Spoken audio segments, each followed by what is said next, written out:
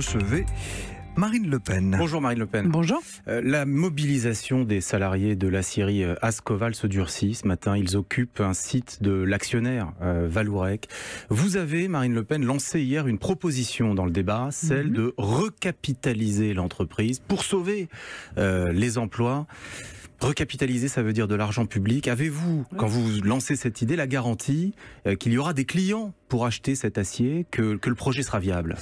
Oui, j'en suis convaincu et je suis convaincu que fondamentalement, si le site ferme, on peut être certain que les capacités de production et donc le savoir-faire vont disparaître et ne se reconstitueront jamais.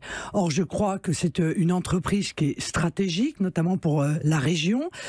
Et c'est vrai que j'ai plus confiance dans l'État que dans une entreprise, un bricolage, si vous voulez, dont on s'apercevrait qu'en réalité, après, ça ferme, c'est revendu, c'est abandonné. Parce qu'on a eu quand même des références par le passé de ces opérations de bricolage qui ont mal tourné.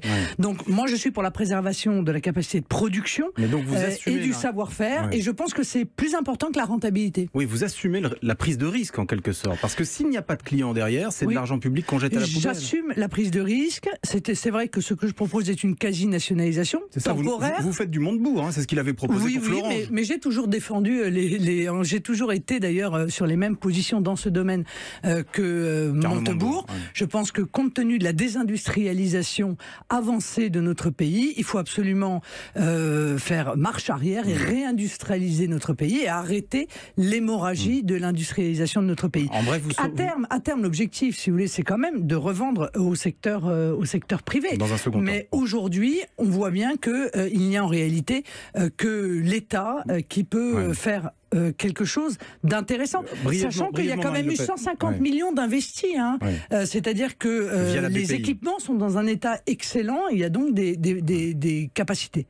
Vous avez chiffré ça ? Vous savez combien ça coûterait de recapitaliser ? Oui, il faudrait, à mon avis, 85 millions d'euros. J'ai appelé moi les services de Bercy hier, ils parlent de 200 millions d'euros. Non, ça c'est... là, je conteste formellement ce chiffrage qui, à mon avis, est là précisément pour se dégager de sa responsabilité. Plus 17 millions d'euros, je le dis d'ailleurs très clairement, de soutien financier de l'État, représentant la perte d'exploitation que va subir Ascoval en vendant au prix du marché. Passons aux chiffres du chômage qui sont tombés hier, les chiffres de l'INSEE. Le chômage augmente, 0,4% au dernier trimestre. Le gouvernement explique que les réformes enclenchées ont besoin de temps pour déclencher des effets. Quelle est votre lecture à vous, Marine Le Pen ? Écoutez, on nous dit ça à chaque quinquennat. À chaque quinquennat, en réalité, les décisions qui sont prises et qui ne vont pas dans le bon sens n'ont évidemment aucun effet. On nous explique qu'il faut attendre. Bon, François Hollande a fait ça durant 5 ans. La réalité, c'est que les mêmes causes entraînent les mêmes effets. C'est-à-dire que le libre-échange généralisé, le refus de faire du patriotisme économique, le refus d'une forme de protectionnisme intelligent, l'ultralibéralisme qui est l'idéologie de base d'Emmanuel Macron, plus encore peut-être que son prédécesseur, eh bien, entraîne un effet qui est le chômage de masse, qui est la désindustrialisation, qui est l'effondrement de notre agriculture, et tout cela entraîne du chômage. Vous ne croyez pas que c'est tout simplement lié aussi à la croissance, qui est plus faible en 2018 qu'elle ne l'a été en 2017, et puis la baisse des contrats aidés Mais il y aura toujours une bonne raison pour expliquer l'augmentation du chômage. C'est une bonne raison, c'est une raison scientifique. Non, mais il y a pas de science en la matière. Non, il n'y a pas de science. C'est pas une science. Si c'était une science, on rentrerait ça dans un ordinateur et ça nous sortirait de l'emploi. Voilà. On sait que quand il n'y a pas de croissance, on ne crée pas d'emploi. Ça n'est pas une science. C'est au contraire l'économie, quelque chose qui relève aussi beaucoup du ressenti psychologique. On est dans une situation de défiance totale. Le gouvernement est en train d'effondrer le pouvoir d'achat. Or, on le sait aussi, la consommation est un des leviers de la croissance. Or, aujourd'hui, les gens ne consomment plus parce qu'ils sont écrasés d'impôts, écrasés de fiscalité, parce que tout, et à juste titre, les inquiète, et particulièrement l'avenir, compte tenu de ce qu'ils peuvent voir des décisions prises par le gouvernement. Alors Marine Le Pen, se tient en ce moment un comité stratégique organisé entre les deux ministères de l'Intérieur et de l'Éducation nationale, Jean-Michel Blanquer et Christophe Castaner, pour travailler à des propositions pour combattre la violence à l'école. On sait que le gouvernement réfléchit à autoriser des policiers policiers à l'intérieur des établissements. Est-ce que vous êtes favorable à cette mesure ? Moi, je pense que c'est la mesure ultime. Et qu'avant, il y a toute une série de choses à mettre en œuvre. Ah, vous n'êtes pas favorable d'emblée. Vous trouvez que c'est excessif ? C'est-à-dire que moi, je préférerais qu'il y ait un référent dans les commissariats qui soit le référent école du commissariat, qui puisse être effectivement appelé lorsqu'il y a un incident qui nécessite la présence de la police. Christophe Castaner a proposé la création d'un référent dans chaque commissariat pour les bandes. Ça, c'était hier après-midi. Vous parlez des écoles. Mais en réalité, vous voyez bien qu'on est arrivé à un niveau de violence dans les écoles qui est quasi insoutenable. Et le hashtag pas de vague le démontre. C'est-à-dire que non seulement il y a une violence qui est exponentielle, mais surtout il y a eu une volonté depuis des années de cacher cette violence. Une omerta imposée aux enseignants qui n'avaient pas le droit de se plaindre.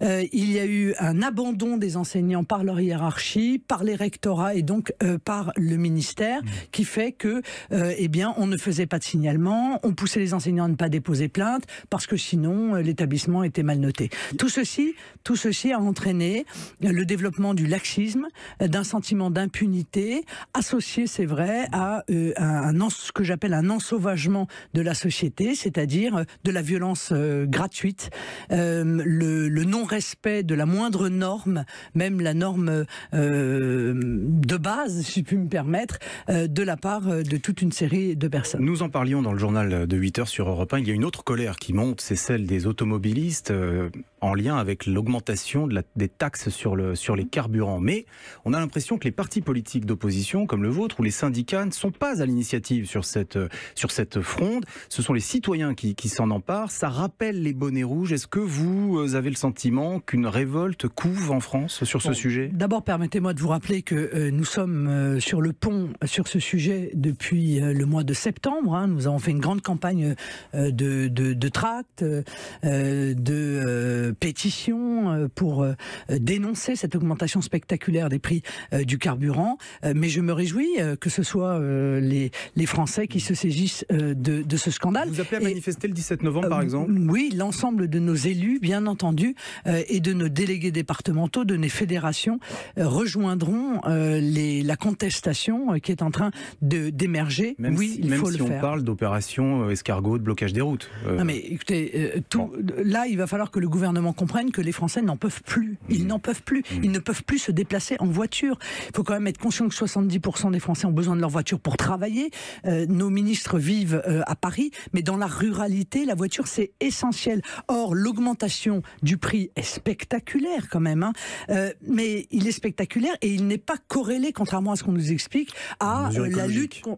Vous contestez le fait que cela participe de la transition écologique. Mais je le conteste formellement. Je vais vous donner un chiffre. Les recettes du TICPE, plus 3 milliards en 2018 prévus, plus 3 milliards et seulement... C'est la taxe sur les carburants. Seulement 500 millions d'euros pour le budget du ministère de l'écologie. Donc on arrête de nous raconter cela. La ministre Brune Poirson a précisé qu'il y aurait 3,2 milliards d'aides pour justement la transition, pour pouvoir changer de voiture, etc. Donc ces chiffres pour arrêter la prime à la casse, ils n'arrivent même pas à la payer. Les gens attendent depuis des mois une prime à la casse qui a été promise et qui n'a pas été payée. Non, il s'agit là de remplir les caisses de l'État. Des crédits ont été débloqués. Parce qu'il faut, dans l'esprit du gouvernement, contrebalancer l'immensité des cadeaux qui ont été faits aux plus riches des Français. Alors vous êtes attaquée ce matin, Marine Le Pen, par le porte-parole du gouvernement. Dans une interview au Figaro, Benjamin Griveaux vous qualifie de faussaire de la politique. Qu'est-ce que vous répondez ? Faussaire de la politique. Comme quoi vous ne seriez pas sincère dans vos prises de position et que votre seul objectif serait de finalement revenir au monde d'avant. Voilà ce qu'il dit de vous. Oui, vous savez, ce gouvernement est un ramassis d'arrogants qui n'ont jamais rien prouvé de leur vie. Et qui pensent que le simple fait d'avoir été choisi par Emmanuel Macron fait d'eux des demi-dieux.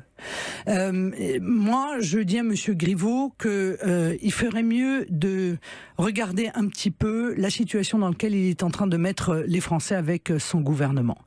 Les souffrances qui sont les conséquences de la politique qu'ils mettent en œuvre.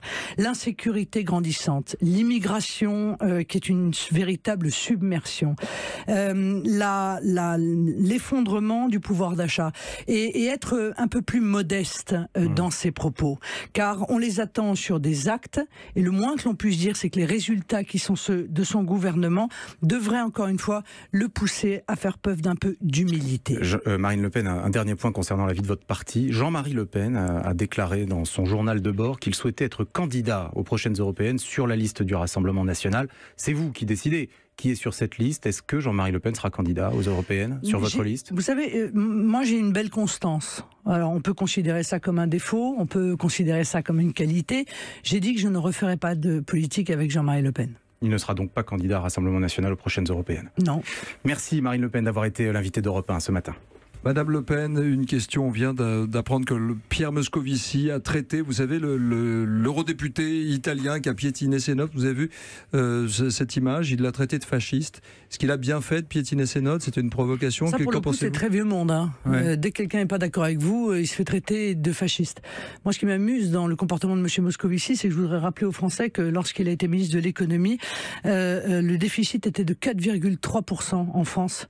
Alors quand il vient donner des leçons à l'Italie, parce que leur déficit sera à 2,6, on peut se permettre de traiter cette information avec ironie. Merci Marine Le Pen, présidente du Rassemblement national, d'avoir été notre invitée.